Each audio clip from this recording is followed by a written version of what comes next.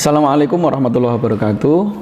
Selamat pagi semuanya. Perkenalkan, nama saya Agus Salahuddin Siddiq, dosen program studi hukum keluarga Islam, Fakultas Syariah dan Adab Universitas Nahdlatul Ulama Sunan Giri. Spesialisasi keilmuan saya adalah di bidang hukum keluarga Islam, dan riwayat pendidikan saya S1 Pendidikan Agama Islam dan S2 Hukum Islam. Pada kesempatan ini, saya akan menjelaskan tentang sistem pengajaran saya pada mata kuliah Ushul Fiqih 2. Mata kuliah ini di Prodi Hukum Keluarga Islam ditempuh di semester 4, dan mata kuliah ini adalah termasuk mata kuliah wajib yang mempunyai beban 2 SKS. Sebelum mengambil mata kuliah Ushul Fiqih 2 ini, mahasiswa disyaratkan harus mengambil mata kuliah Ushul Fiqih 1 terlebih dahulu. Saya akan menjelaskan terlebih dahulu mengenai deskripsi singkat, tujuan, dan juga model pengajaran mata kuliah Ushul Fiqih 2 ini. Mata kuliah ini memberikan pemahaman bagi mahasiswa terkait dasar-dasar, kaidah, prinsip umum yang menjadi basis penggalian hukum Islam dan pengembangan hukum Islam. Dengan mengikuti mata kuliah Ushul Fiqih 2 ini, diharapkan mahasiswa akan mampu mencapai kompetensi sebagai berikut. Yang pertama, mahasiswa memahami masadirul ahkam, sumber-sumber hukum Islam, kemudian maqasidus syariah, filsafat hukum Islam, dan juga memahami metodologi usul fikih kontemporer. Selanjutnya, mahasiswa juga diharapkan akan mampu mengadaptasikan muatan hukum tekstual dengan problem hukum Islam di masyarakat melalui pendekatan maqasid syariah, khususnya yang berkaitan dengan hukum keluarga dan juga hukum perdata Islam di Indonesia. Kemudian, mahasiswa juga diharapkan akan mampu menunjukkan sikap toleransi, mengintegrasikan pemahaman teks sumber hukum dengan metode maqasidus syariah dalam bingkai keindonesiaan. Untuk mencapai kompetensi tersebut, pada mata kuliah Ushul Fiqih 2 ini, mahasiswa akan diberikan tema-tema yang akan dibahas selama 14 kali pertemuan. Tema-tema ini merupakan kelanjutan dari 14 materi yang sudah disampaikan pada mata kuliah Ushul Fiqih 1, di mana pada mata kuliah Ushul Fiqih 1 fokus pada topik-topik yang berkaitan dengan sumber hukum Islam yang muttafaq alaih, yang disepakati, seperti hadis, Al-Quran, dan lain-lain, di mana pada Ushul Fiqih 2 ini fokus pada ijtihad dan juga istinbat, serta berbagai metodologinya. Ada 14 topik. 14 topik tersebut adalah yang pertama, ijtihad dan juga istinbat, serta beberapa istilah yang terkait dengan itu, termasuk ada ifta, ittiba, talfiq, taklid, madhab, dan lain-lain. Kemudian yang kedua adalah akan mengkaji tentang istinbat kebahasaan yang biasa disebut dengan istinbat atau ijtihad bayani. Kemudian yang ketiga adalah mengenal nas syara' atau teks Al-Quran atau Sunnah dari segi kejelasan artinya.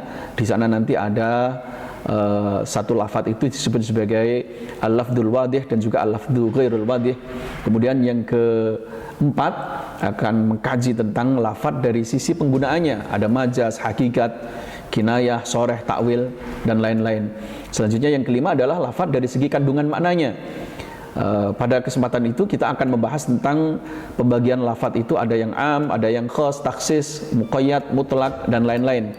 Kemudian pada pertemuan yang keenam, kita akan mengkaji tentang lafadz dari segi penunjukannya atas hukum atau dilalah. Dilalah dalam pandangan aliran Hanafiyah. Di sana kita akan mengkaji tentang dilalatul ibarah dan juga dilalatul isyarah, serta dilalatul iqtida dan juga yang lain.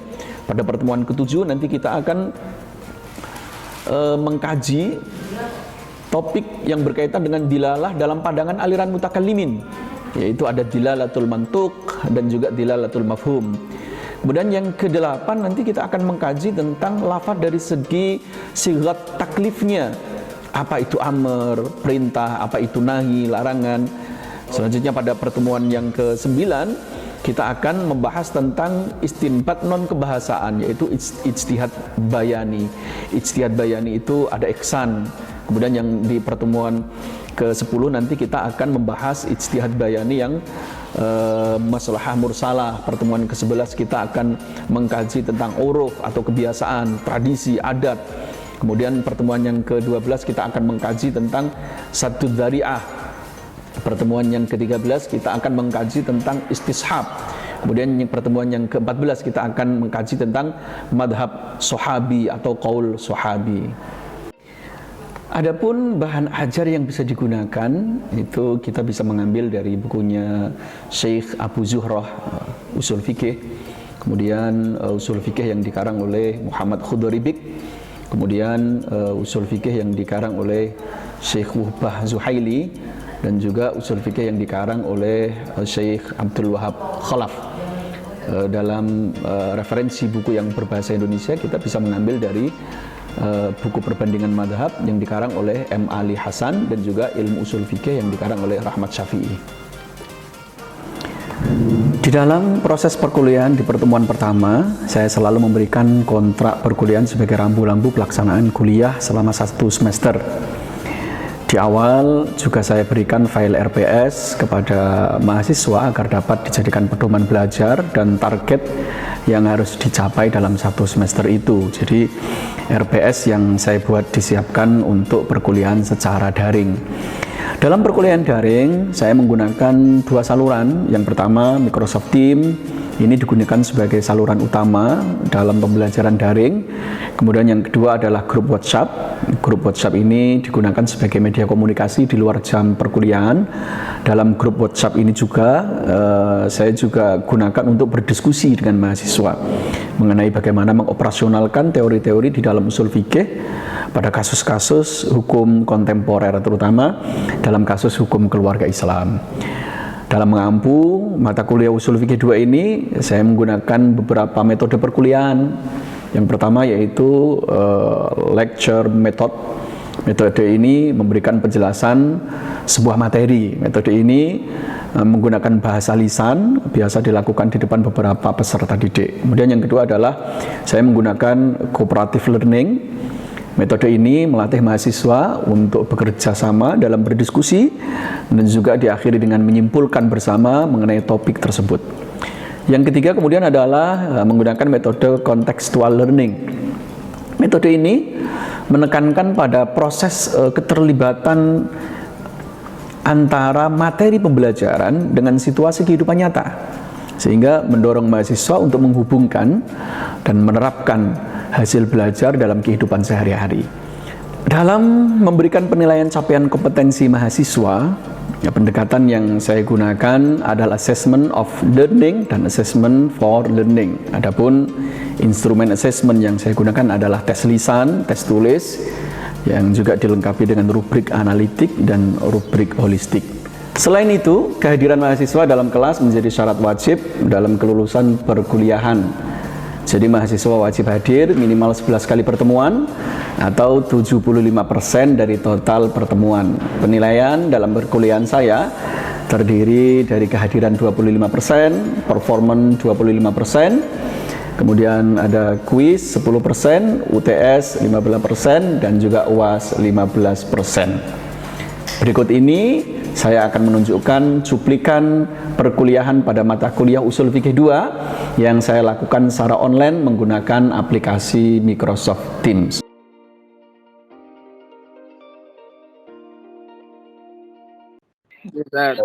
Assalamualaikum warahmatullahi wabarakatuh. Suara saya bisa didengar dengan jelas, kawan-kawan? Ji Ustaz, sakit.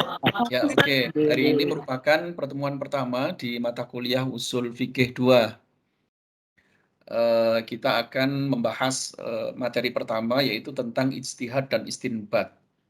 Kawan-kawan semua perlu tahu kalau di mata kuliah Usul Fikih 1 kemarin di semester sebelumnya itu fokus kepada topik-topik yang berkaitan dengan hukum, kemudian juga sumber hukum, kemudian objek hukum dan juga subjek hukum. Kita bicara tentang hakim, mahkum bih, mahkum alaih. Kita juga bicara tentang sumber hukum dan perbedaan sumber hukum dengan dalil hukum. Termasuk di dalamnya kita mengkaji tentang Al-Quran, hadis, ijma, dan juga qiyas. Itu merupakan sumber hukum yang muttafaq alaih disepakati oleh para ulama. Nah, pada kesempatan ini di mata kuliah Usul Fikih 2 ini kita akan kita akan mengkaji tentang ijtihad dan istinbat serta metode-metode yang digunakan di dalam ijtihad dan istinbat ini, sehingga pada mata kuliah ini nanti selama 14 pertemuan kita akan mengkaji beberapa topik, beberapa materi yang merupakan breakdown dari ijtihad dan istinbat di materi yang pertama ini. Tetapi sebelumnya kawan-kawan semuanya, saya ingin menyampaikan kemampuan akhir yang diharapkan dari materi yang akan kita sampaikan dan kita diskusikan pada hari ini. Jadi di materi pertama ini diharapkan mahasiswa yang pertama itu akan memiliki kemampuan menguraikan pengertian ijtihad dan istinbat. Kemudian yang kedua, diharapkan mahasiswa akan mampu menguraikan topik objek ijtihad maksud saya. Kemudian yang kedua diharapkan dari materi kesempatan kali ini mahasiswa akan mampu menguraikan berbagai macam metode ijtihad dan istinbat serta mampu memberikan contoh. Dan yang terakhir, mahasiswa akan mampu membedakan produk hukum, terutama produk hukum yang ada kaitannya dengan hukum keluarga Islam, yang lahir dari berbagai metode ijtihad atau istinbat, baik bayani, qiyasi maupun istislahi. Sehingga pada kesempatan nanti, hari ini kita akan membahas tentang pengertian ijtihad dan istinbat, kemudian objek ijtihad dan istinbat, kemudian metode istinbat dan istinbat, ijtihad dan istinbat, kemudian hasil produk dari ijtihad dan istinbat serta persyaratan dari ijtihad dan istinbat. Nanti di akhir juga saya ingin memberikan tugas kelompok yang barangkali yang ada kaitannya dengan topik kita hari ini. Tetapi sebelum kita masuk ke sana, saya ingin layar saya masih kelihatan ya? Saya ingin bertanya beberapa hal terlebih dahulu untuk masuk ke materi kita. Yang pertama ini ada ayat. Ini ada ayat wa in kuntum marda aw ala safarin aw jaa ahadukum minal ghaiti aw lamastumun nisa falam tajidu ma'an fatayammamu. Barangkali ada yang tahu. Ini berkaitan dengan apa ya ayat ini? Mungkin Mas Khair atau Mas Muksin atau Mbak Pravita. Kira-kira ayat ini berkaitan dengan apa ya? Ayat ini kira-kira berkaitan dengan apa? Ada yang tahu? Ada yang tahu ayat ini berkaitan dengan apa?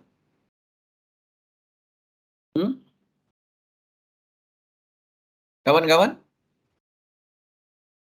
Kalau potongan aula mastumun nisa itu bicara tentang apa? Oh, bentar. Ada yang tahu ini? Yang membatalkan itu loh Pak. Wudhu. Yang membatalkan wudhu.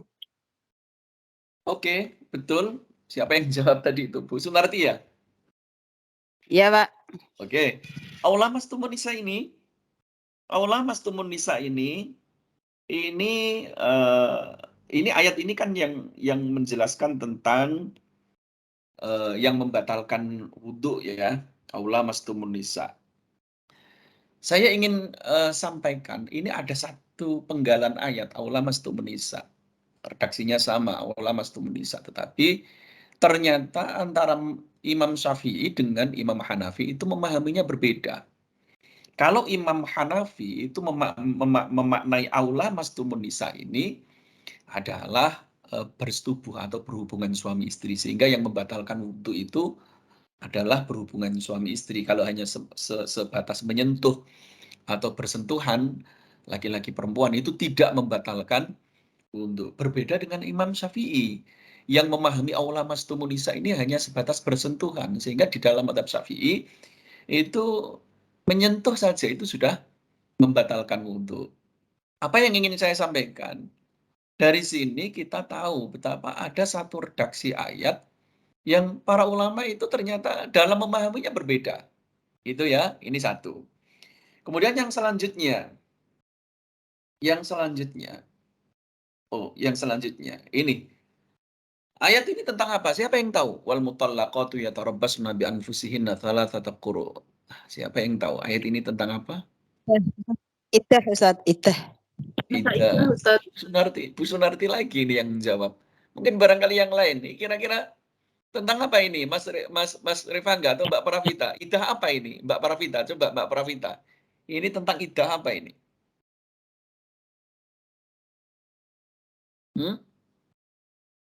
Talak hidup, dicerai, iddah talak hidup.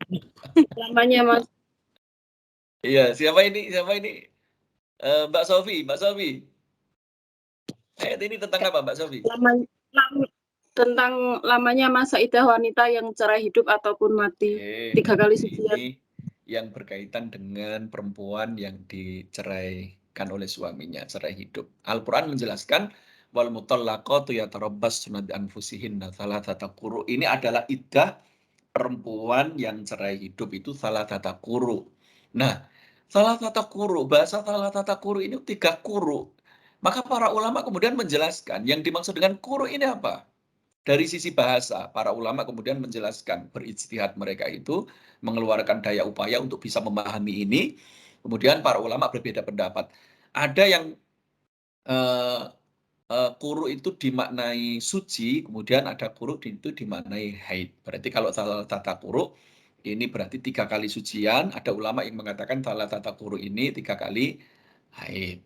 Ini dari sisi bahasa, artinya para ulama itu meninjau ini dari sisi bahasa. Sebagaimana tadi itu, aula mastumun nisa ini bisa memunculkan 2 hukum yang berbeda. Ini para ulama tinjauannya juga dari sisi bahasa.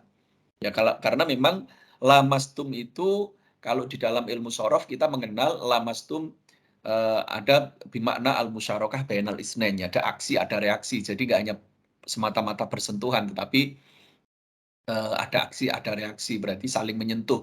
Maka Imam Hanafi mengatakan sebenarnya lamastumun nisa ini bahasa majas, bukan bahasa hakikat. Yang dimaksudkan Al-Quran itu adalah berhubungan suami istri. Nah, kemudian satu lagi, ini ada lagi ayat wa qadha rabbuka alla ta'budu illa iyyah wa bil walidaini ihsanan. Kemudian di belakang itu imma yablughanna 'indakal kibar ahaduhuma aw kilahuma fala taqul lahumā uffin. Saya ingin menjelaskan tentang fala taqul lahumā uffin ini. Fala taqul lahumā uffin ini kan berkeluh kesah atau dalam bahasa kita menampakkan ketidakpuasan kita kepada orang tua kita, itu namanya fala taqul lahumā uffin, dan itu dilarang oleh Al-Quran. Ketika kita mungkin disuruh oleh orang tua kita, iya ayah ini nggak enak-enakin, lagi main game misalkan begitu. Itu fala taqul lahumā uffin. Bahasa Al-Quran itu begitu. Tetapi kemudian pertanyaannya, bagaimana kalau misalkan memukul orang tua? Boleh nggak kalau memukul orang tua? Boleh nggak? Tidak boleh Ustaz. Mengapa nggak boleh? Enggak boleh. Kalau memukul orang tua boleh nggak? Nggak boleh ya? Memukul orang tua nggak boleh. Nggak boleh kan? Enggak boleh. Nah, memukul orang Jelas tua nggak boleh. Oke. Memukul orang tua itu nggak boleh. Padahal di sini itu hanya menjelaskan tentang memperlihatkan ketidakpuasan atau berkeluh kesah pada orang tua. Tetapi para ulama sepakat, memukul itu nggak boleh. Maka ini yang dilihat bukan dari sisi kebahasaannya, tetapi yang dilihat adalah ilatnya yang dilihat. Yang dilihat adalah ilatnya. Jadi alasan rasional yang ada di sana yaitu menyakiti orang tua. Sehingga kalau menyakiti orang tua dengan sikap kita saja itu sudah tidak boleh, apalagi dengan memukul kan begitu. Nah, ini namanya upaya yang dilakukan oleh ulama. Oke, ini namanya qiyas aulawi, dan nanti itu di materi-materi selanjutnya akan kita jelaskan gitu. Nah, ini kemudian ada lagi, saya hanya ingin memberikan contoh-contoh dulu supaya teman-teman ini nanti di belakang bisa memahami ijtihad itu seperti apa sih gitu. Ini kemudian ya ayyuhalladzina amanu anfiqu min thayyibati ma kasabtum. Ini ayat ini anfiqu min thayyibati ma kasabtum. Ayat ini ada kata anfiqu min thayyibati ma kasabtum. Ayat ini perintahnya bersifat umum. Dan ayat ini digunakan dalil oleh para ulama untuk mewajibkan zakat profesi. Maka produk hukum zakat profesi itu tidak muncul dari dalil yang bersifat spesifik atau jelas. Karena memang nggak ada dalil yang kemudian menjelaskan tentang nggak ada dalil yang menjelaskan tentang zakat profesi, sehingga para ulama berijtihad dan menggunakan metode ijtihad istislahi yang kemudian mengambil dari sisi kemaslahatan dan keumuman ayat ini, sehingga muncul zakat profesi. Nah, apa yang dilakukan oleh para ulama itu disebut dengan ijtihad. Sehingga ijtihad itu adalah badlul wus'i. Bagaimana para ulama itu mengerahkan segenap kemampuan untuk memperoleh hukum syara yang bersifat praktis. Ya, fi naili hukmin syar'iyyan amaliyan bitariqil istinbat, dengan cara menalar ayat itu. Sehingga ijtihad itu adalah upaya atau pengerahan segenap kemampuannya, prosesnya itu namanya ijtihad. Tetapi pola penalarannya, cara menalarnya itu disebut dengan istinbat. Sehingga dari sini teman-teman tahu ya perbedaan antara ijtihad dan istinbat. Kalau ijtihad itu berarti proses untuk mengerahkan segenap kemampuan yang dimiliki oleh seorang mujtahid, kemudian dengan cara menalar itu tadi, maka cara yang digunakan oleh para ulama itu disebut dengan istinbat. Nah, sehingga di dalam ijtihad itu pasti ada 3 unsur ini. Yang pertama yaitu badlul wus'i, pengerahan semua kemampuan yang dimiliki oleh seorang mujtahid. Memang sudah mentok ilmunya, sudah dikeluarkan semua untuk menggali sebuah hukum. Artinya memang dia punya perangkatnya. Kemudian ada unsur naili hukmin syar'iyyan amaliyan, yaitu memperoleh dan menelurkan dari sumber hukum itu, yaitu sebuah hukum yang bersifat praktis. Kemudian ada thoriqul istinbat. Thoriqul istinbat ini berarti cara menalarnya. Kemudian ini metode ijtihad. Nah, ini yang paling penting ya kawan-kawan ya. Ini yang paling penting. Karena apa? Karena pada materi-materi selanjutnya, yaitu pertemuan 2, 3, 4 sampai 14 nanti, itu muaranya menjelaskan tentang metode-metode ijtihad ini, yaitu yang pertama ijtihad bayani, kemudian ijtihad qiyasi, kemudian ijtihad istislahi. Ini contoh-contohnya sudah saya contohkan di atas itu tadi. Kalau ijtihad bayani itu sudut pandangnya atau para ulama itu berijtihad menggunakan kaidah-kaidah kebahasaan, itu yang bayani. Makanya seperti salah satu quru, aula mastumun nisa, itu dari sisi kebahasaan, ya kan, tinjauannya. Kalau ijtihad qiyasi atau ta'lili ini diambil ilat hukumnya. Maka yang digunakan para ulama itu ketika mengupayakan untuk mengambil hukum dari sumber hukum itu mengambil ilatnya. Ini seperti falatakul lahuma ufin tadi itu. Dari falatakul lahuma ufin, kemudian para ulama bisa menghukumi bahwa memukul orang tua itu nggak boleh, misalkan begitu.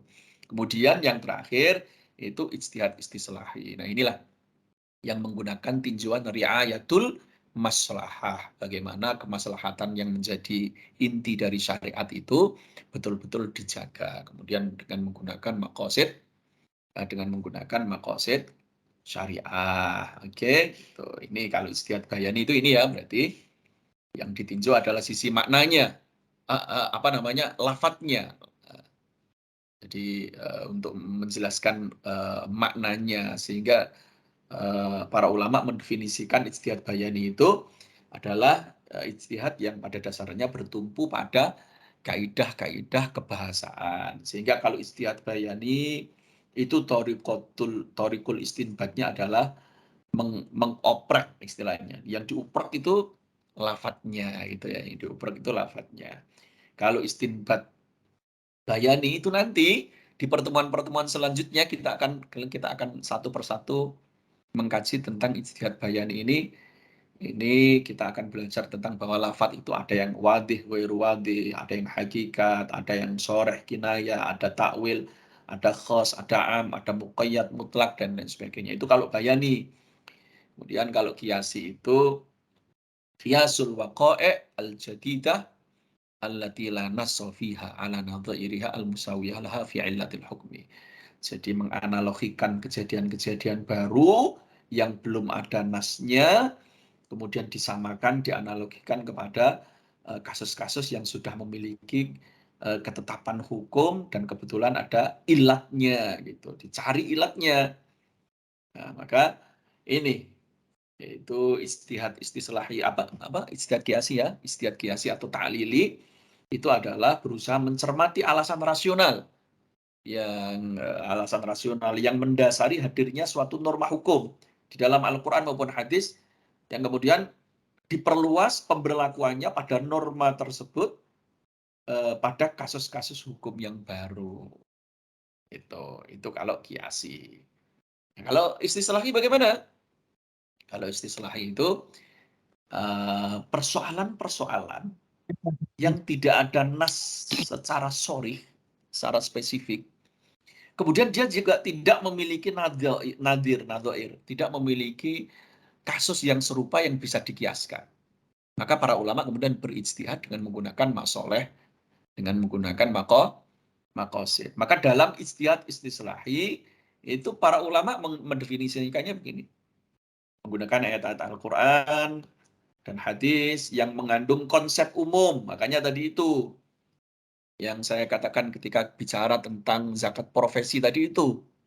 Ya kan? Ada dalil umumnya. Ya ayyuhalladzina amanu anfiqu min thayyibati ma kasabtum. Misalkan. Nah, makanya kalau ijtihad istislahi itu dia thoriqul istinbatnya adalah riayatul maslahah. Nanti kalau ijtihad istislahi ini yang akan kita kaji di dalam ijtihad istislahi itu. Apa itu maslahah mursalah, apa itu saddud dzara'i, apa itu uruf, apa itu istishab itu. Oke, terima kasih kawan-kawan. Mungkin barangkali itu yang bisa saya sampaikan. Mudah-mudahan bisa difahami dengan baik, dan untuk tugas saya mohon 3 hari setelah ini bisa dikirimkan ke saya mungkin dalam bentuk PDF. Tugasnya bisa dikirimkan ke saya dan mudah-mudahan semuanya sehat ya. Oke. Oke, terima kasih. Selanjutnya kita tutup dengan bacaan hamdalah bersama-sama. Alhamdulillah. Amin. Terima kasih. Assalamualaikum warahmatullahi wabarakatuh. Terima kasih ya, kita tutup ya. Waalaikumsalam. Terima kasih Ustaz. Demikianlah cuplikan video pembelajaran yang saya lakukan secara daring. Terima kasih dan mohon maaf. Itu yang dapat kami sampaikan. Wassalamualaikum warahmatullahi wabarakatuh.